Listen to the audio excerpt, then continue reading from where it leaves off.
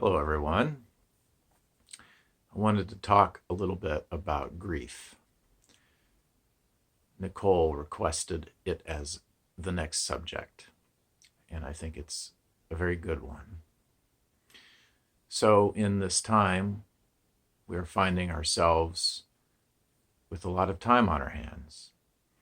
And not only do we have a lot of thoughts arise that try to make sense of the situation, as I spoke about in my last video on Don't Know Mind, but we also have a lot of feelings. Grief is one of those human experiences that pretty much everyone can understand. If you live long enough, you will experience grief. And even as a child, I remember being sad about many things. So now we're entering into as people keep reminding us, unprecedented time in the human experience, while globally people are being quarantined and small businesses are closing their doors, like mine, and people are losing their jobs, and people are dying. Now, these kinds of things go on all the time under normal circumstances, normal years, and so forth. But except for the quarantine. So, but because of the quarantine, because it's right now a shared human experience that we're all having, I think the intensity of the emotion arising might be stronger. And at the very least, because we have less time on our hands, less things to use our time with, that we're open to feeling that which we're basically accessible. We're vulnerable to not being distracted. Now, from a spiritual perspective, this is actually really good because grief, anger, fear, all of the so-called negative emotions are opportunities to unveil for ourselves our wisdom mind. What does this mean? Well, in the Tibetan Buddhist tradition, there is a series of teachings on what they call the five Buddha families. And this is a way of creating some distinctions that range from the cosmological to the spiritual, the psychological, and down into the nitty-gritty of our life. For our purposes at the Center for Sacred Sciences, we like to work with the emotion liberating teachings from that cycle of work, cycle of teachings from the Tibetan Buddhists. And specifically, how can we encounter directly a negative emotional state, and by releasing clinging, meaning releasing our attachment to outcome and our attachment to our thoughts, then allow the raw, naked energy of that emotion to express something. And there's always some wisdom in any experience. So before I get into the actual meditation method, which I will finish with, let's talk a bit about that. So if it's arising from a mystical perspective, then it is good in essence, meaning that nothing happens without, from a theological point of view, you could say nothing happens without the will of God. You could also say that that which is intrinsically good. Like Plato said, the good, the beautiful, and the true. Now, the challenge is to find that during times of suffering. And so, again, the mystics say that if we're suffering, that means that we're clinging. And specifically, what are we clinging to? Well, ultimately, at the root, we're clinging to a sense of a separate self. So,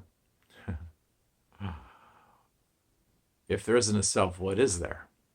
Well, again, the mystics are saying, for instance, Buddha, he says that the truth is anatman, no self. And he doesn't mean that there isn't things arising. He goes on to describe it. Well, what is this like? This is like everything that arises is interconnected with everything else. So there's no place where you can actually draw a boundary line and say, this is me and this is the world, or this is me and this is you. So at the center, we say, well, what's the fundamental truth? And what's the first fundamental is consciousness alone is absolutely real. So that means that the awareness within which selves and worlds and I and you arise is what doesn't change.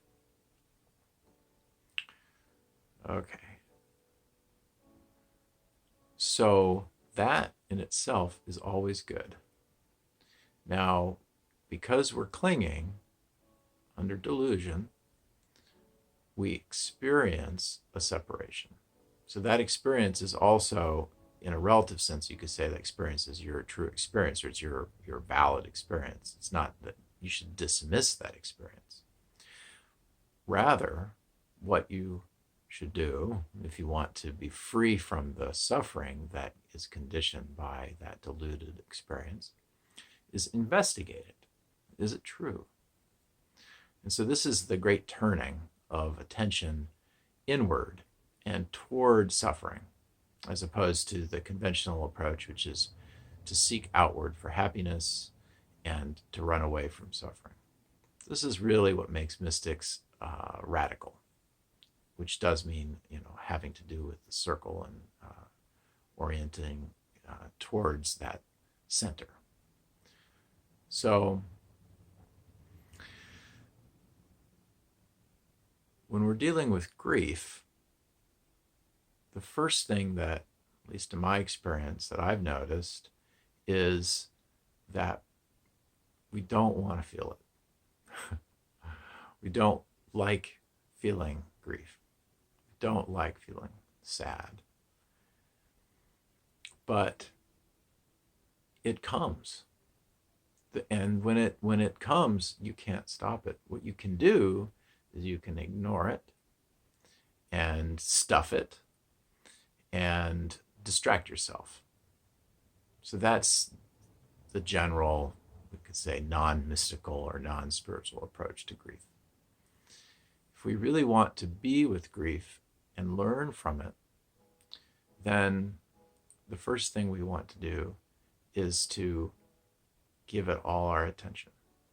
So if you can, and again, like I said, now is a great opportunity to work with so-called negative emotions or afflicted mind states. Find a quiet place, sit by yourself, and feel into what it is that you're feeling. So this is the practice. So the first thing you'll notice is there's thoughts arising, and that's fine. If you can, try to settle your attention around the thoughts, below and behind, and generally spacious. So our spacious thought field can have any thought and not get hooked, not get tied into linking them together to form a chain. So this is a little advanced as far as meditation goes, But I think if we all relax, we can notice that we can have a thought. For instance, it's cloudy today. And then the thought fades, and that's the end of it. And there's space around. So all thoughts are this way. They come and then they go. So if we can have spaciousness with our thoughts, and we're sitting and we're willing to feel our grief, the next thing is to really touch into what does it feel like in the body. If you need to start with grounding, feel your feet, feel your seat, relax into your body. Let your shoulders relax, your neck, your jaw, your abdomen, your low back. Don't use any extra effort. Just sit there. Upright is best. That way you're not collapsing your organs. But for this kind of exercise, you don't need to be in some fancy yogic posture. Sri Ramana Maharshi, the great Hindu sage, was once asked, what's the best asana, the best yogic posture? And he said, maybe half lotus. Another time he was asked, what's the best posture? And he says, the one that's in the heart. So basically, if you can be in your heart, maybe in half lotus, you'll be fine with this. So now we're feeling into our body, and try to locate where you feel the sensation of grief itself. For me, I usually feel grief in my chest, but that's not the only place that you might be feeling it.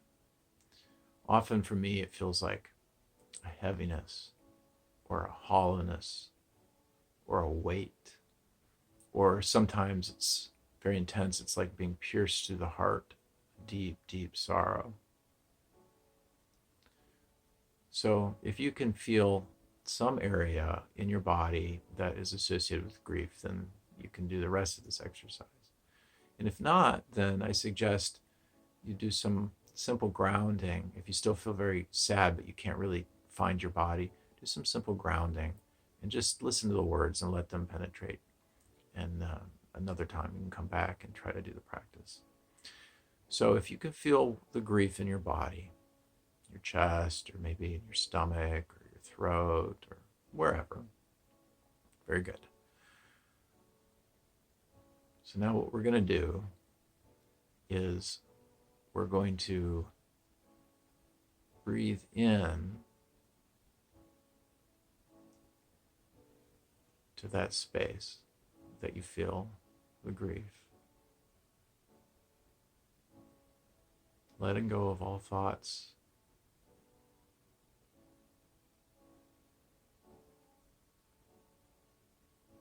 Breathe out.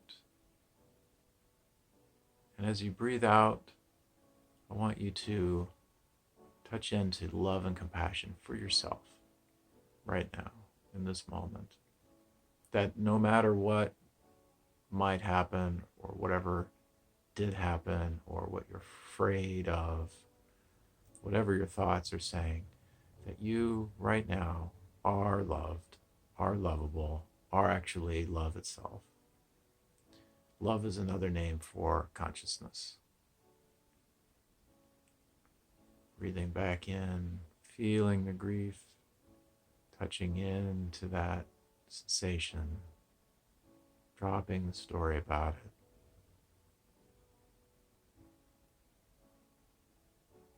And breathing out, love, compassion for yourself. And if you're visual, you can imagine clear white light permeating every cell of your body.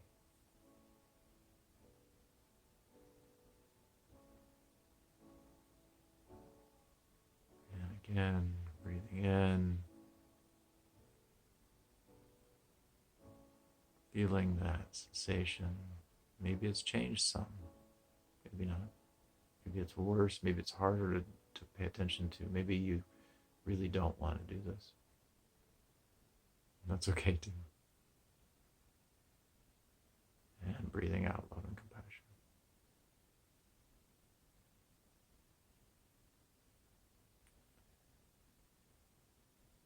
So that's a practice that you can do for much longer than 3 breaths. And you can do it any time that you have the ability to be undistracted and spacious and let thoughts go. So I hope that is useful. And there are some other questions that have been thrown my way. I will be trying to put together another couple of videos at least. If you have anything that you'd like me to talk about, please do put it on a comment or an email or a text. I'm happy to do that if I can. The other thing is that there was a request for a public meeting, like a Zoom meeting, and I do actually have the capacity for up to 100 people. The Center for Sacred Sciences recently gave all of us teachers our own accounts. So if you're interested in a Zoom meeting, why don't you shoot me an email or something, a text, or call me, and with some suggestions for times of the day. I know we're all on an unusual schedule, but I'd like to try to be of use to as many people as possible. And we can see about setting that up. All right. Thank you very much for your attention. I hope that you all are happy, healthy, and safe. And until next time, peace be with you.